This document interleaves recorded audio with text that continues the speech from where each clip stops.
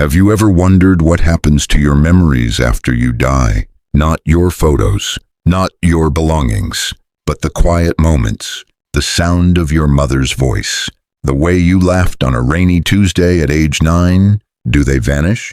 Or do they echo somewhere? Nikola Tesla once said, "If you want to find the secrets of the universe, think in terms of energy, frequency, and vibration." But what if he wasn't just talking about machines? What if he was talking about the soul?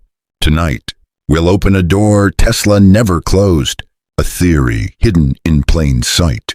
That memory isn't bound to the brain, it's broadcast, and death is only a change in frequency. Nikola Tesla was not a mystic. He was a man of numbers, resonance, and magnetic fields. Yet buried within his most famous quote, "If you want to find the secrets of the universe, think in terms of energy, frequency, and vibration," was something far more intimate than physics. Tesla believed that every object, every organism, even every emotion, has its own frequency. He didn't see the world as solid. He saw it as a vibrating web, where every part communicates through unseen waves. Not just machines, not just light or sound, but consciousness itself. In his journals, Tesla described how he could feel energy moving through space. He once spoke of receiving impressions not from the known world, but from the unknown. He believed the human brain was not the creator of thoughts, but the receiver, a biological antenna. And if thoughts could be received, then whose were they? Tesla often worked alone, surrounded by electromagnetic storms of his own making. He designed coils that could shake buildings, but in private, he asked stranger questions. Could memory survive death if memory was just a frequency? Could the soul be a wave that never truly collapses? Modern neuroscience assumes consciousness is produced by the brain. Tesla did not. He believed the brain was like a radio, tuning into something beyond itself. Change the dial, and you change the perception. Change the body, and the signal still remains. Imagine a violin string vibrating at a certain pitch. Now imagine your soul as that vibration, unique, unduplicated, but part of a larger symphony. Tesla saw the universe as one great instrument, and each of us a note played through time. This wasn't abstract to him. He spent years experimenting with wireless energy, trying to transmit power without wires. But what if, buried within that research, was a deeper motive? What if he was trying to prove that energy, including the energy of the soul, doesn't need a body to move? In 1899, while experimenting in Colorado Springs, Tesla claimed to have received signals from beyond Earth. They weren't random, they were patterned. He never publicly said they were from spirits, but he refused to deny that possibility. He simply said, "We are not alone." When asked about death, Tesla didn't fear it. He spoke of transformation, not extinction, of energy transferring form, not ending. And if the soul is a form of organized energy, it cannot be destroyed, only changed. This was Tesla's unspoken truth. The soul isn't made of flesh or memory, but of motion. It vibrates across dimensions. It speaks in frequency. And if we listen closely enough, not with our ears, but with our inner field, we might hear the part of ourselves that never dies. What if memory is not a product of neurons, but a field? Not a file stored in the brain, but a resonance that lingers long after we've taken our last breath.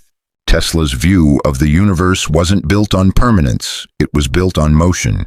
Everything moves, everything vibrates, and in vibration, nothing is ever truly lost, only transformed. In physics, there's a principle known as resonant frequency, the natural frequency at which a system vibrates. A glass shatters when a sound wave matches its frequency. A bridge can collapse if wind finds its rhythm. Now ask yourself, what happens when something matches the frequency of a soul?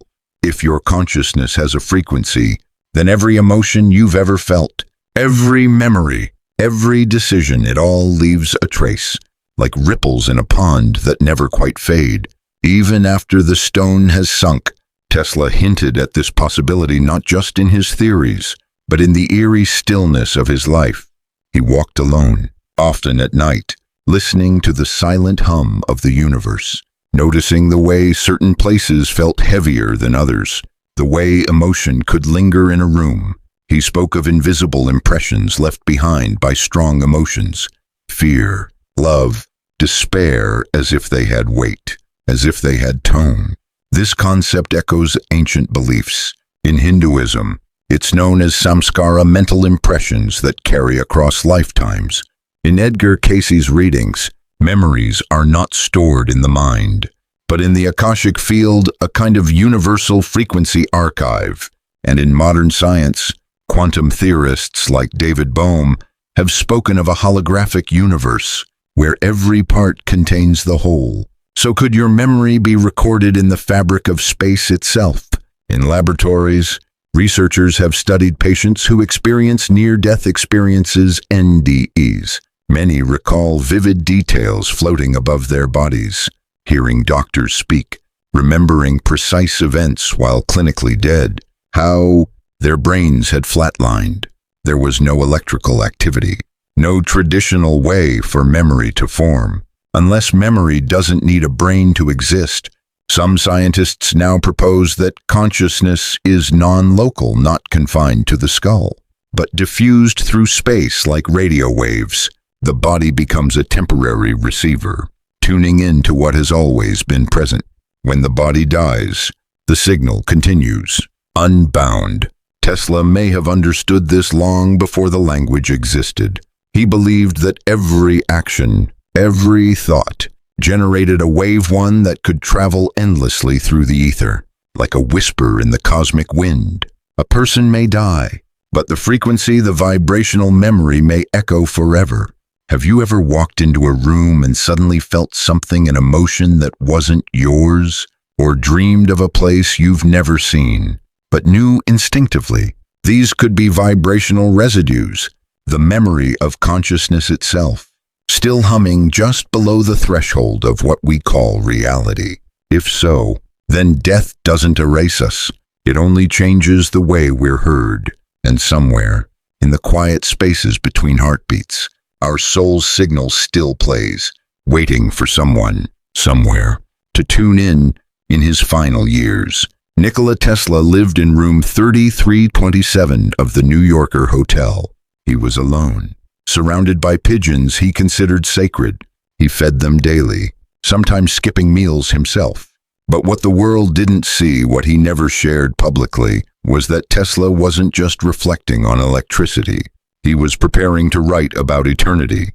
There are rumors, circulating in fringe archives and whispered among Tesla historians, about a series of unsent letters, not technical diagrams, but spiritual reflections, letters addressed not to fellow scientists, but to humanity itself. One of them reportedly began, "To those who come after, if we have misunderstood the soul, it is because we've tried to measure it with machines. But I have heard its current, I have felt its charge." These were not the ramblings of a senile man. They were the notes of someone who had walked too close to the fabric of reality and seen it bend. Tesla believed that the soul, like electricity, follows intelligent patterns, that behind every bolt of lightning was a language, and behind every human life, a blueprint, not designed by fate, but by frequency. He once proposed the idea of a vibrational identity, a signature that each soul emits, constant across lifetimes. Just like no two tuning forks hum the same, no two souls vibrate alike. This signature, he wrote, could be the key to tracking the soul beyond death. If we could identify it, we could detect it even after the body fades. In one unpublished note, Tesla described a dream that haunted him for years. He was floating above a vast field of light, each pulse a life. He could hear them, not as words, but as chords. Some souls were harmonious, others dissonant, but none were silent. He asked himself, if I can hear them in a dream, are they still alive? Or had they simply changed their octave? Tesla's work in wireless communication, especially his obsession with transmitting energy through the ether, may have had a hidden goal: to reach beyond the veil, to send or receive vibrations from what we call the afterlife. In his lab, he built machines sensitive enough to detect subtle shifts in energy. Some nights, he claimed they received patterns that defied explanation. He did not call them ghosts, but he never denied they could be messages. Years later, the CIA and Soviet researchers would quietly fund similar studies, trying to capture thoughts, emotions, or images through energy fields. They called it remote viewing. Tesla called it something simpler: listening to the deep. If these letters truly existed, and some believe they were confiscated after his death, then Tesla wasn't just trying to power the planet. He was trying to bridge worlds. One final, incomplete entry found scrawled on the back of a blueprint reads, "The soul, like light, bends in the presence of mass, but it does not stop. It continues refracted, but intact. And if that's true, then the ones we've lost may not be gone. They may simply be bending, curving through a dimension we have not yet learned to name, waiting for a receiver sensitive enough to hear their signal." In the heart of modern physics lies a law so fundamental, it governs stars, storms, and your very breath. Energy cannot be created or destroyed. It can only change form. Tesla didn't just know this. He felt it every time he activated one of his massive coils, sending electricity arcing into the air like divine lightning. He was watching transformation in motion. Electricity into light, light into heat, heat into motion, but never into nothing. If all things are energy and the soul is no exception, then death is not the end, but a change in shape, a shifting of vibration, a dissolving of one field into another. Tesla once observed, "What we call matter is energy whose vibration has been lowered to be perceptible to the senses." This means that your body, your skin, bones, heartbeat are simply slow waves, and your thoughts, emotions, and awareness, faster ones. He believed the soul exists as a higher frequency field, too subtle to measure with today's tools, but no less real than the magnetic waves that power our phones and satellites. Just as radio frequencies can pass through concrete walls, so too can soul energy pass through the veil of death. When a person dies, the brain stops, the body cools. But where does the energy go? The warmth in the skin, the consciousness that once asked questions, the love that once lit up a room.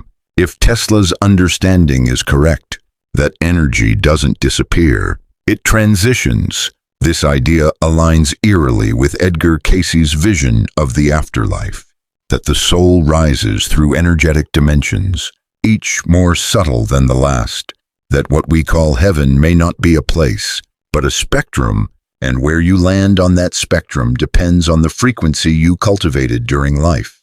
Tesla might have agreed. He once said, "Our virtues and our failings are inseparable, like force and matter. When they separate, man is no more."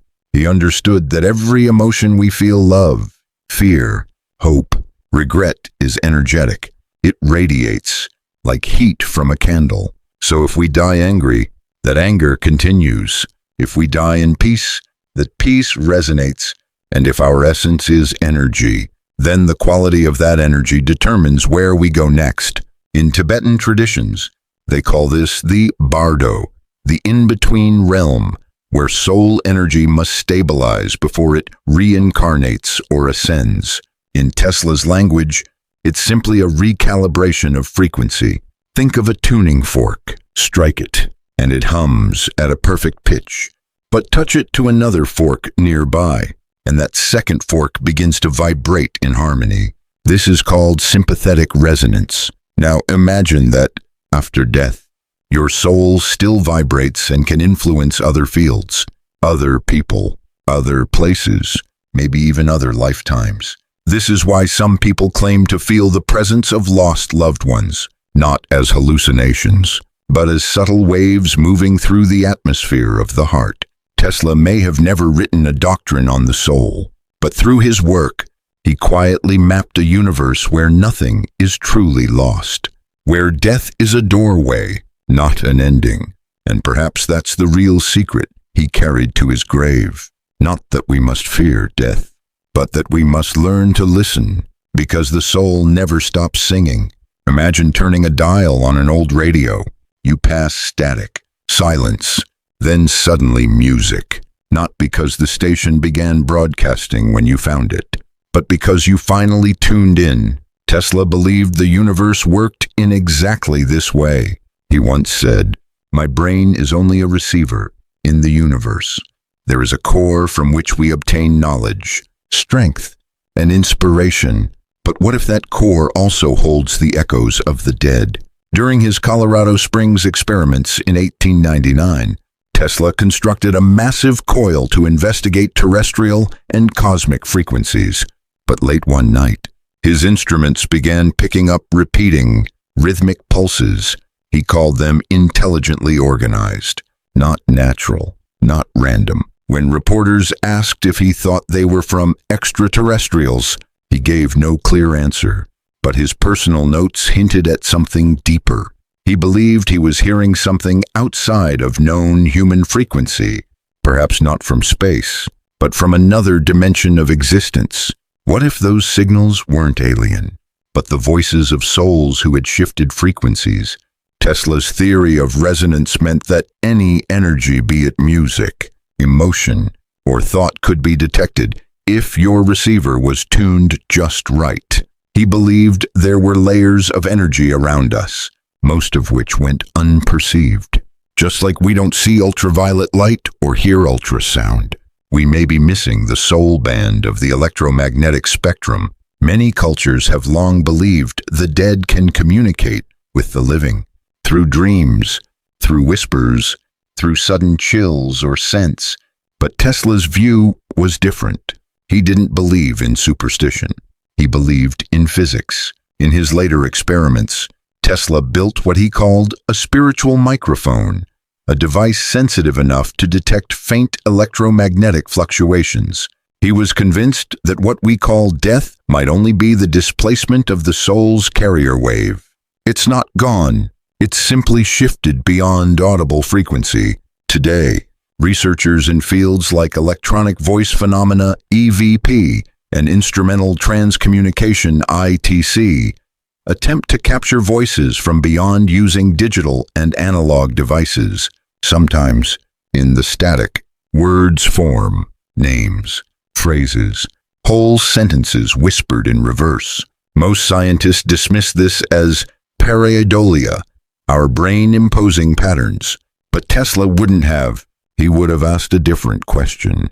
What frequency were you using, and what signal did you just match? Even the U.S. military, decades after Tesla's death, invested in psychotronic research, attempts to use frequencies to transmit thought or contact unseen intelligences. They weren't chasing ghosts. They were chasing resonance. Tesla's legacy lives in the devices we hold today: wireless phones, satellite dishes, MRI scanners, all proof that energy can be sent and received without visible means. So why not consciousness? When you sit in silence and feel a sudden memory, or dream of someone long gone speaking to you with clarity, maybe that's not fantasy. Maybe you've become the receiver, and in that moment, you're not alone. You're just tuned in to the frequency of the dead, to the frequency of the soul. For most of modern science, the brain has been treated like a hard drive, a storage unit, a command center. Consciousness, they said, is produced by the brain just as a flame is produced by a match. But Tesla didn't believe that. He believed the brain was more like a radio, a finely tuned receiver, not the source of thought but the instrument that catches it. He wasn't alone. Even Nobel Prize-winning physicist Max Planck once said, "I regard consciousness as fundamental. I regard matter as derivative from consciousness. Tesla took this further. He believed that consciousness exists independent of biology, broadcast across the universe like light, every soul a unique frequency, every thought a transmission from a greater field. In a 1930 interview, Tesla explained, "My brain is only a receiver. In the universe, there is a core from which we obtain knowledge, strength, and inspiration. I have not penetrated into the secrets of this core, but I know that it exists. What if the mind is not confined to the skull? What if our ideas, memories, and emotions are not stored inside gray matter, but are picked up like a signal from a field we can't yet measure?" This idea has gained traction in neuroscience and quantum physics. The non-local consciousness theory suggests that our awareness isn't generated inside us, but arises from a deeper dimension of reality, one we only tap into through the brain, like a television tuning into a broadcast. In this model, the brain filters consciousness, not creates it, and death, it simply turns off the receiver. But the signal, the soul, continues. Tesla understood this intuitively.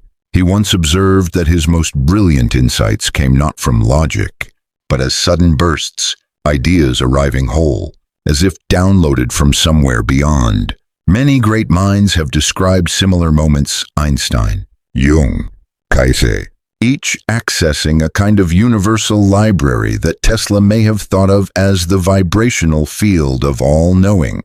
Even dreams, he believed, were more than psychological noise. They were tuning events, moments when the brain, quiet and unguarded, shifts frequency, allowing us to receive something not of this plane. And when we die, the receiver powers down, but the signal does not.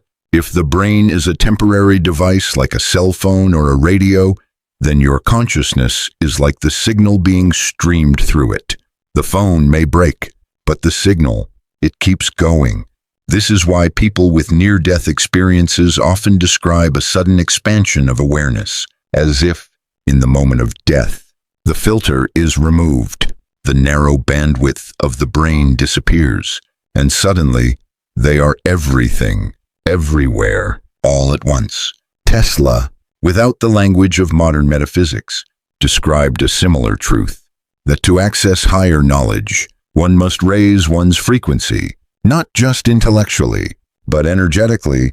So if the brain is a receiver and consciousness is the broadcast, then death is not silence.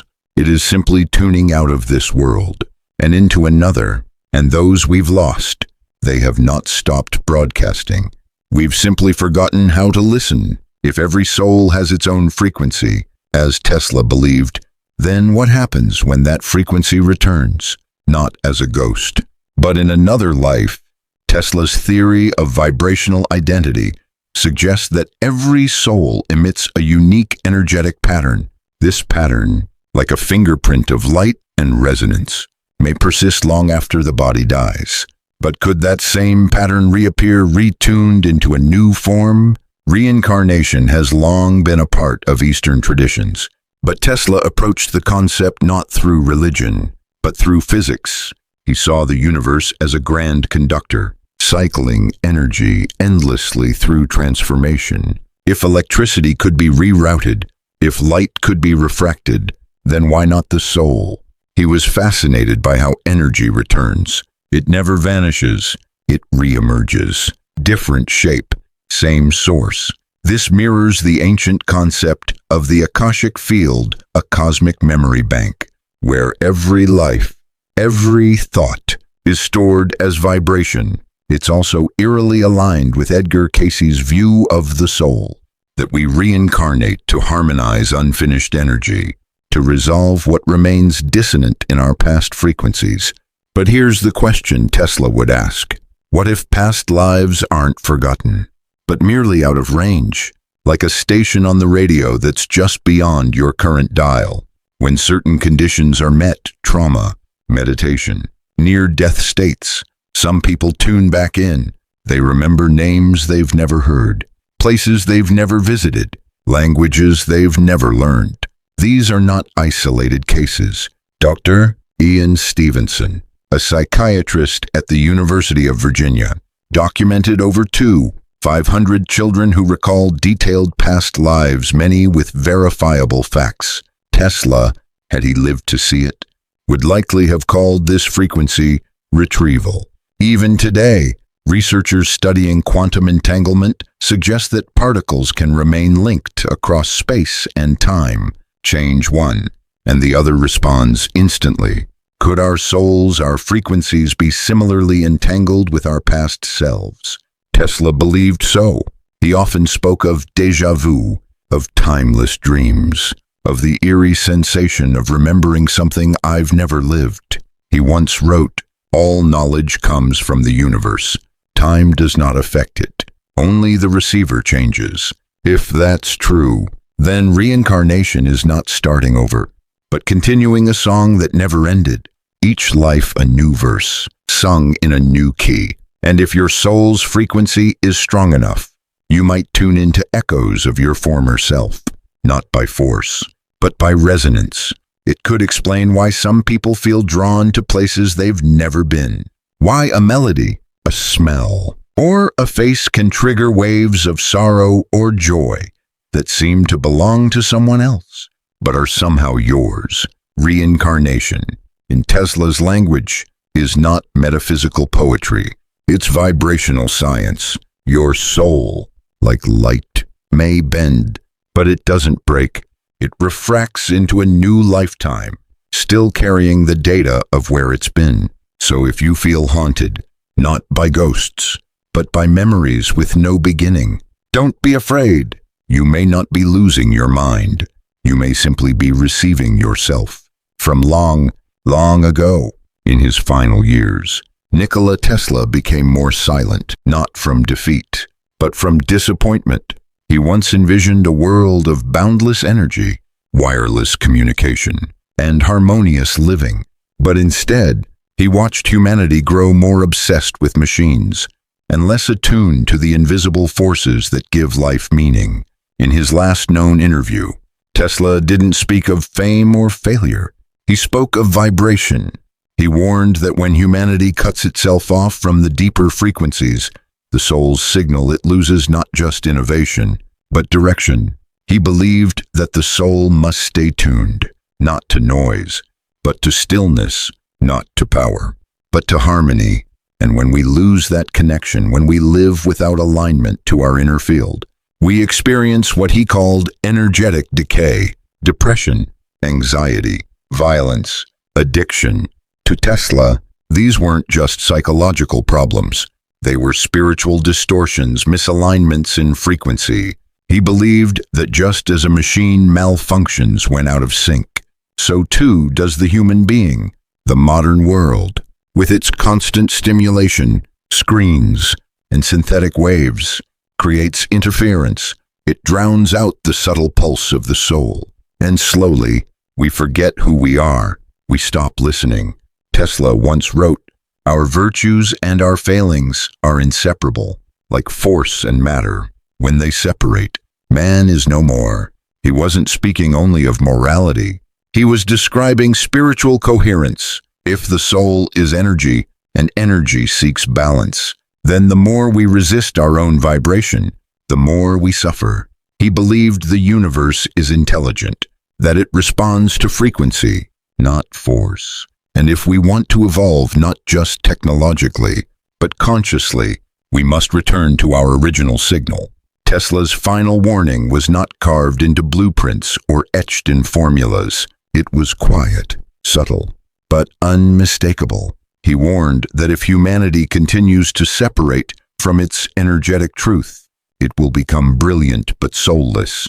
We may colonize planets, build cities in the sky, but feel hollow inside, disconnected, empty, unless we learn to tune in again, to silence, to intuition, to memory that isn't bound to one lifetime, to the signal that never stopped broadcasting.